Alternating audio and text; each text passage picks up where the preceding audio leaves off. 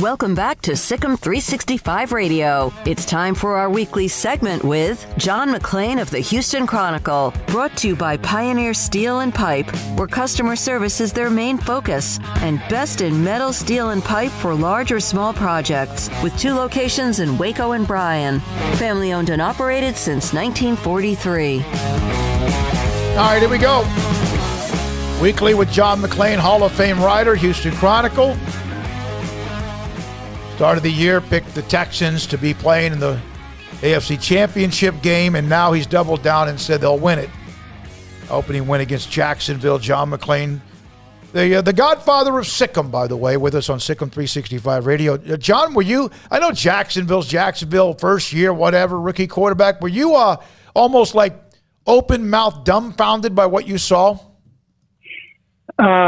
I wouldn't say dumbfounded, David. The odds makers had the Jaguars favored by 3 in Houston with a rookie quarterback, with a first-time NFL head coach, and they were so discombobulated. You know, Urban Meyer, great college coach, was embarrassed. Their performance reflected poorly on him. He got out-coached by David Culley. They got outplayed by the Texans. Texans ran it. They threw it. They didn't force a turnover. They had 3 interceptions, plus 3 in turnover ratio. Their 3 interceptions of Lawrence was equal their number of all last season. So they played, that's the way they're going to try to play all season. Run the ball, control the clock. They ran 41 times. It didn't have a long game because they have a bunch of plotters. And run it, try to build a lead and run some more. Now they go to Cleveland. Browns are going to be seething after blowing a game at Kansas City. They should have won. Their Texans are 12.5-point underdogs. In fact, the Texans going into the season were underdogs in every single game, including to the Jets here with a rookie quarterback. And so they'll probably come back down to earth against the Browns. I picked them to start 2-1 and then 3-2 before it all goes south. John, do you think that Urban Meyer will at all be swayed by the USC job and want to maybe pull a Nick Saban and jump back into college? I'll tell you what, Paul, if they have many more performances like that, they may allow him to leave because they didn't look good. 2 timeouts in the first quarter, out of timeouts before the first half ended. I mean, they just looked sloppy.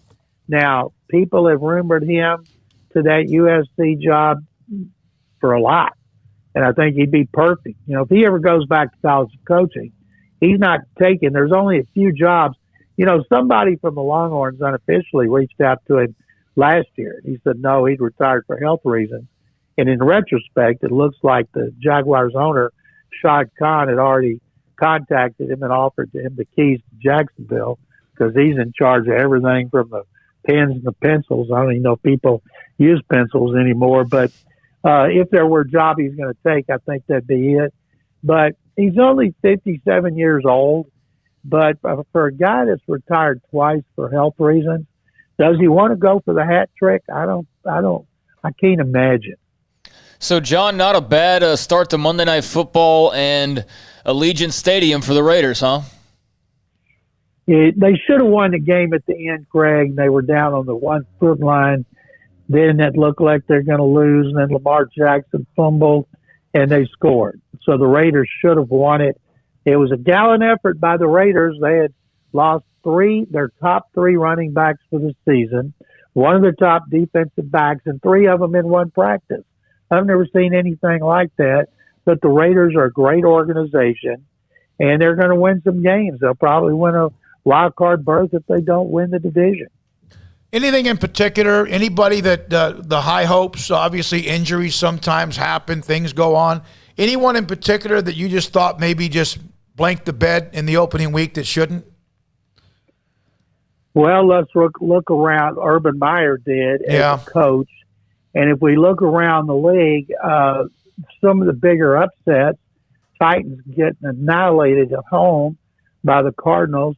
They did what everybody would like to do, get up on the Titans, takes Derrick Henry out of the game, changes their play action.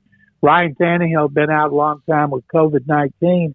The Falcons and Matt Ryan and their new coach, Arthur Smith, they fell flat on their faces at home against the Eagles. And then Aaron Rodgers has got more egg on his face than anybody because they just got obliterated by the Saints. And my preseason comeback player of the year over Dak Prescott was Jameis Winston. He looked pretty damn good. Now, you can't base anything on 1 week. This time last year, the Jaguars were 1-0. They just beaten up the Colts. They go to Tennessee, almost beat the Titans, and people were so fired up, and they didn't win another game. John, on Aaron Rodgers, is that a worry, though, that if they lost a couple more, if they start 1-3 or something like that, that could go way south in a hurry just because of the tension around him and that team? Paul, you know it. And the reason is, after all that controversy of the offseason, he's talked to just about any media person that'll ask him about it. He's talked about it, what he should say. And I don't know if it's therapist telling him to do it. Guys, it's the season. I'm not talking about any of that again during the season, so don't waste your time asking.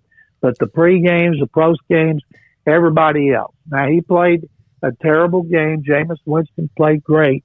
But if they do get off to a slow start, and I don't think they will because they got talent, coaching. They've been to the NFC Championship game the last 2 years, and they got a lot of pride. So does Aaron Rodgers.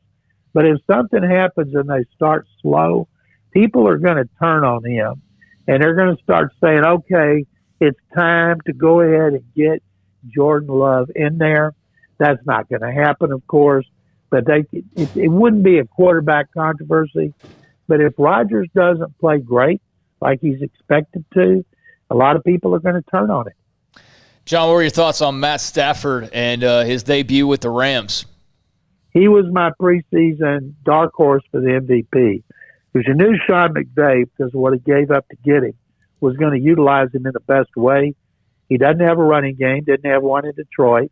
He's got a lot of pressure on him to make the playoffs. Rams were a wild card last year. They won in Seattle in the first round. And now a lot of people like me are picking them to win the division. And I think Matthew Stafford's going to have a great year and a fun year for him. Yeah, John, the games that they had, that they saw, the highlighted games, Cowboys and Bucks on Thursday, massive audience. Last night, massive audience. It's amazing that despite the off year and some of the things in turmoil with the NFL, is it as popular now than as ever before? Remember when the movie Concussion came out a few years ago and all these people were predicting the doom of the NFL?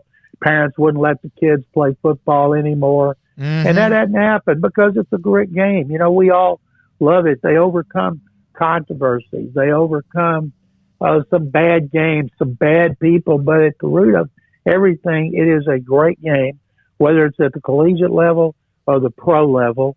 And one of the reasons I love covering the NFL because there's nothing like it as far as popularity. You know, the Astros know here. The Astros are 25 games over 500.